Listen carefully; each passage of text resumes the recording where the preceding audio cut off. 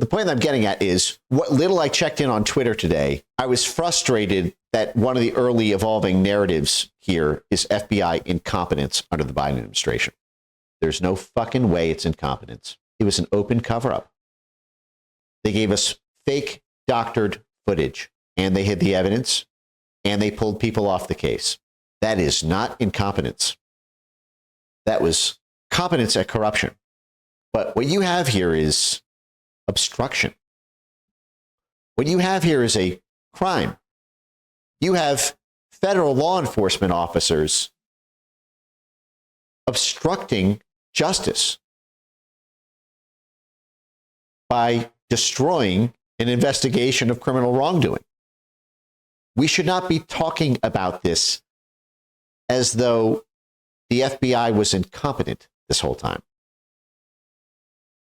We should be talking about this like the FBI committed a fucking crime of obstructing justice.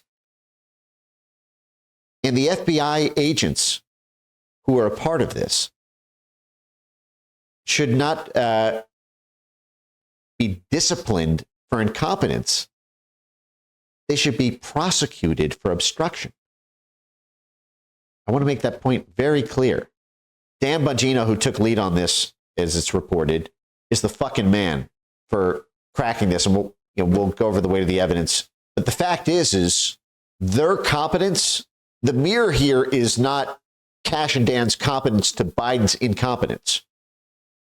It's Cash and Dan's competence to Biden's corruption and obstruction and cover-up. Do you know what I'm saying? I don't like this emerging dichotomy of this FBI is so much more competent than the last one. No. They were competent at very different things. Our FBI was competent at cracking the case. Theirs was competent at corrupting it and obstructing it to kill it and cover it up. One is law enforcement. The other one is law breaking. And I stress this about the video cameras because guess what? Federal records keeping laws, and we are still inside the statute of limitations of a 5-year statute of limitations, at least for the next month, but arguably for the duration of the Biden FBI's tenure, for the record keeping laws around maintaining evidence. What was the name of the FBI agent or agents who physically seized the security cameras from the DNC building the day of the incident? Okay, let's just say it's three officers. Okay, those names will be in a file. Chain of custody with the evidence, mandatory under law. What did those federal law enforcement officers do with those physical security tapes? Did they run them down to the FBI forensics lab? Did they put them in storage? Okay, that will be in a file. What happened to them when they were in storage? Were the originals then picked up and handed off to a third-party contractor for digital processing? Did it get corrupted at processing? Or did it get corrupted in-house at the FBI? Also, does the DNC still have copies? Because when the FBI comes in with an investigation, they seize all the originals. But you can still have copies. When the DNC handed over the security camera, did they have digital copies of the footage? Hey, Republican-controlled House of Representatives, Republican-controlled Senate, Republican Department of Justice subpoena the DNC for their copies of the footage and cross-match it against what the FBI showed us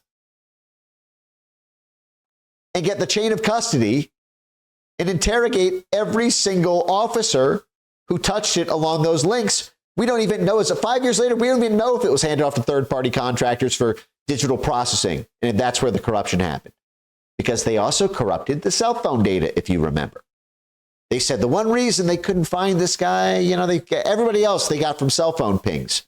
The FBI subpoenaed AT&T and Sprint and everyone. So they got all the pings in the area, and then they just arrested everyone who was in the ping perimeter. But we couldn't do it with January 6th pipe bomber, they said, because the cell data was corrupted.